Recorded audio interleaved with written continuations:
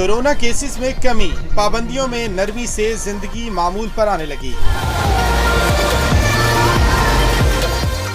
15 माह बाद double decker bus का वाघा बॉर्डर का रूट बहाल हो गया। शहरी लाहौर के दिल फरेब नज़ारों से खूब महसूस हुए। वाघा बॉर्डर तो पहले भी जा चुके हैं, पर इस बस में जो है हम लोग फर्स्ट टाइम जा रहे हैं, बहुत अच्छा लग रहा है। वेरी एक्साइटेड कि हम 15 मंथ्स बाद हमारा टूर निकला है।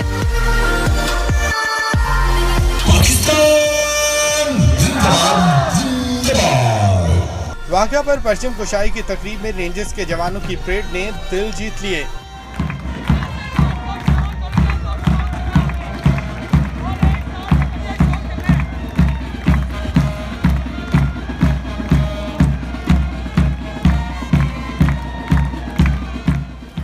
Director project double decker Ishfaq docker के मुताबिक 50% अफराद के साथ वाघा बॉर्डर के रूट को खोला गया है।